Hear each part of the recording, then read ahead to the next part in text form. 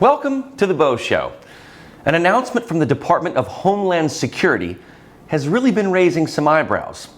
DHS Secretary Alejandro Mayorkas, same guy who has a hard time answering senators' questions, announced a Disinformation Governance Board to combat online disinformation during his testimony last Wednesday before the House Appropriations Subcommittee on Homeland Security.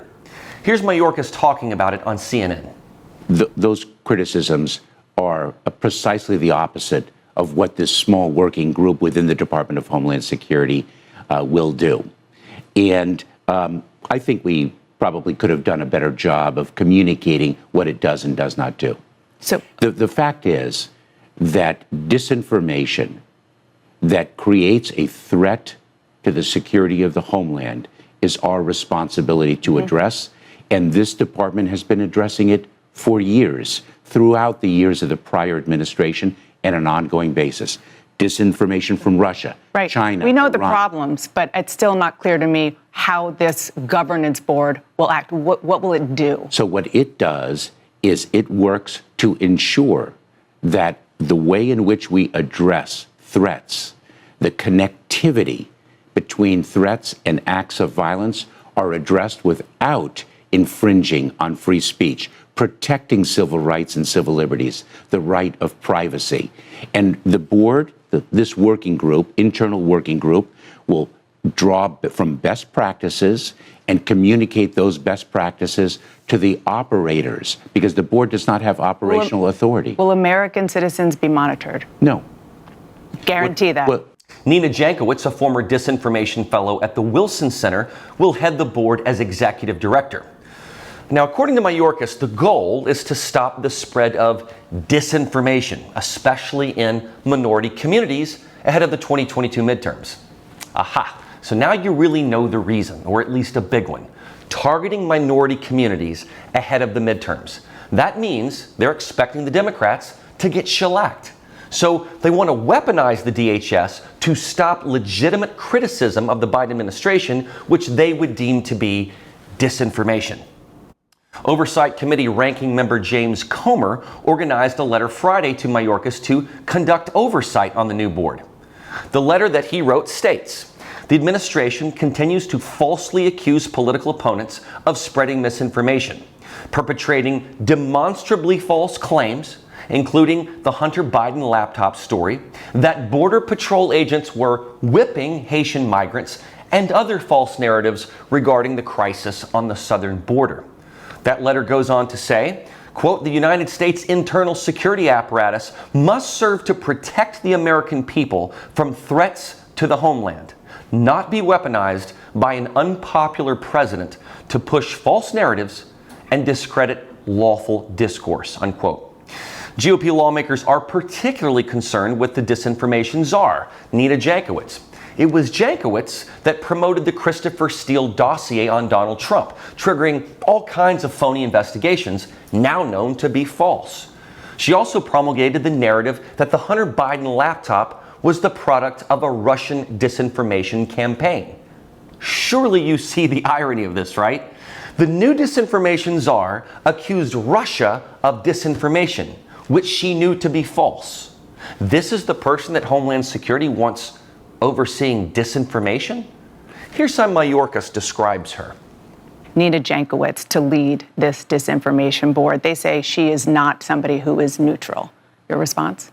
Eminently qualified, a renowned expert in the field of disinformation. Absolutely so.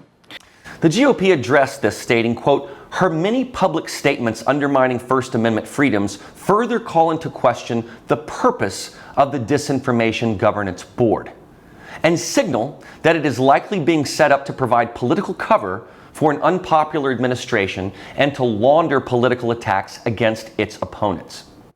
The GOP also accuses the administration of attacking political opponents by using taxpayer dollars. And as evidence, they cite the labeling of Americans who oppose COVID-19 mandates as domestic extremists. You may also recall that the administration got into hot water when a memo to the FBI was designed to threaten and intimidate parents who were challenging school boards at these heated meetings. And senators such as Ted Cruz, John Kennedy, and Josh Hawley hammered the administration over this unnecessary memo that targeted parents and tried to weaponize the FBI to do their dirty work. This is why oversight, such as this subcommittee in the House, are so necessary and thereby design in our government. Because the Department of Homeland Security, which was actually created by George W. Bush to confront terrorism, is now a gateway for administrations to carry out preferred policy. The DHS deals with the border, and we all know what a disaster that has been and what it continues to be. It also was inept when answering how the Afghan refugees were vetted when American planes carried them here to the United States. And then, when they weaponized the FBI, as we obviously know was done under FBI Director James Comey and Peter Strzok to target Donald Trump, you can see how the DHS, which is supposed to protect us, might be doing the exact opposite. With this Disinformation Board, it will try to control information. And don't think for a second this is also not in some degree a response to Elon Musk's purchase of Twitter, where he aims for unfettered free speech. While Musk might want Twitter to be that way, and we already have seen some positive changes, the DHS could be the governmental tool that will take matters into its own hands. This is why Congress has the purse strings. They control the funding. And to that end, Senator Tom Cotton tweeted this: "The federal government has no business creating a ministry of truth. The Department of Homeland Security's Disinformation Board is unconstitutional and un-American, and I'll be introducing a bill to defund it." Now, for reference, the Ministry of Truth comes from George Orwell's famous book 1984. The Ministry of Truth in 1984 is an exercise in paradox. In other words, the Ministry of Truth is actually propaganda. It is a ministry of lies. The party's three slogans in the book are "War is peace," "Freedom is slavery," and "Ignorance is strength." So the government distributes lies sold as truth, which they call newspeak. For instance, 2 + 2 = 5. This is exactly what Jankowicz pushed with respect to the Steele dossier against Trump and the lie that the Hunter Biden laptop story was a Russian disinformation campaign meant to help Donald Trump. Now, Tom Cotton has used a lot of Orwellian references regarding the Biden administration because we are seeing elements of 1984 come true before our very eyes. The Ministry of Truth rewrites history. We've been witnessing this. In 1984, the Ministry of Truth would correct something that Big Brother states to make it seem as though Big Brother was right. And think about when Joe Biden recently was asked about Title 42 regarding the border, and he answered it with a response about mask mandates on planes, which had to be corrected in a statement the next day. That is Orwellian. Senator Marco Rubio similarly tweeted, quote, "Nothing else we are working on will matter if we don't put an end to the Biden's Ministry of Truth," unquote. Senator Cynthia Lummis of Wyoming stated, "I trust the common sense of the American people. A government arbiter of truth department is a red flag for free-thinking people." To make a further point about it being a Ministry of Truth, Press Secretary Jen Psaki was asked about it. And although she played somewhat dumb, she said she doesn't know who would oppose disinformation in various communities. She's using psychological warfare with this statement to make the argument that no one should oppose disinformation, but yet doesn't address its oversight, its methods, and its past errors. It is speaking with one mouthpiece, as if you should never question such a decision. The indomitable Ron DeSantis of Florida, who has taken on the Biden administration in many areas, did not fail to also address this. Here's what he said. As if they don't have enough issues to deal with, they now have an idea, and I honestly thought this was just a belated April Fool's joke, but they are actually going to create in the Department of Homeland Security a Bureau of Disinformation. It's basically a Ministry of Truth.